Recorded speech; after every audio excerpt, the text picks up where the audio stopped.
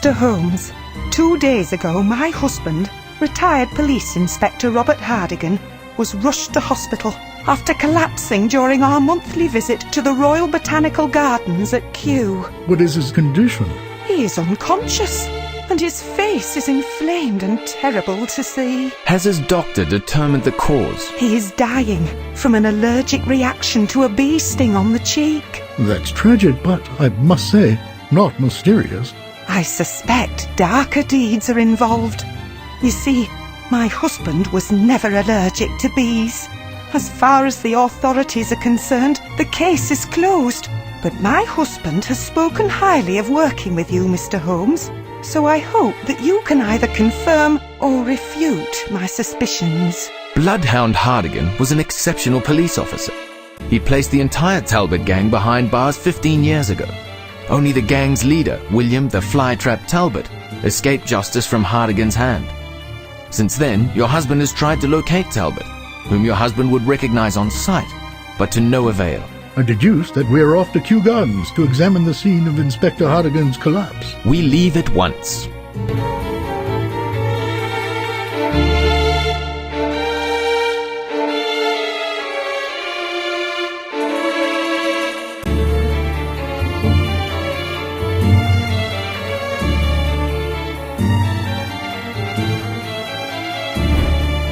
As I requested, here comes Dr. Diano, the chief botanist.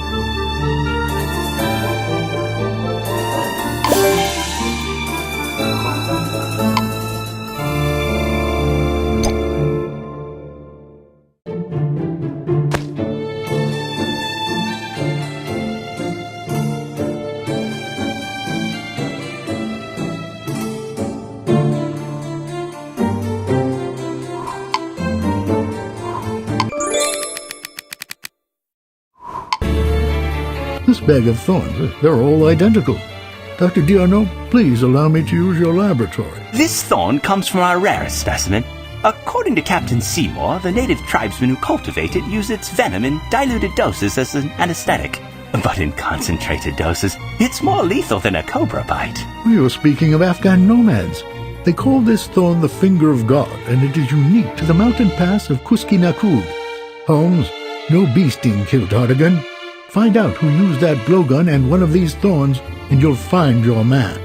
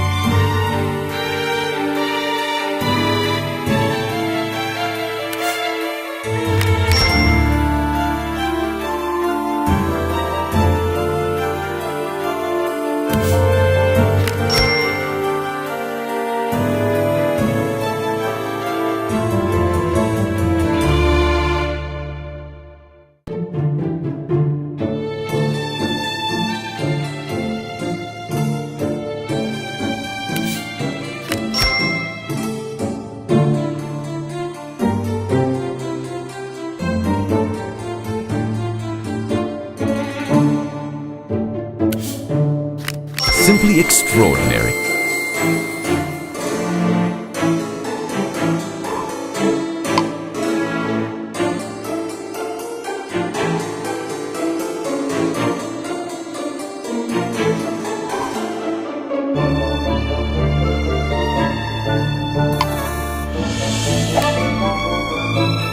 Righto. No. That's not it. You got it. That's it.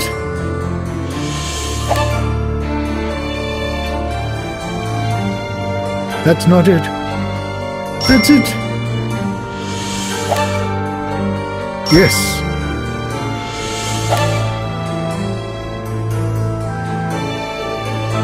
Righto. Yes. Perfect.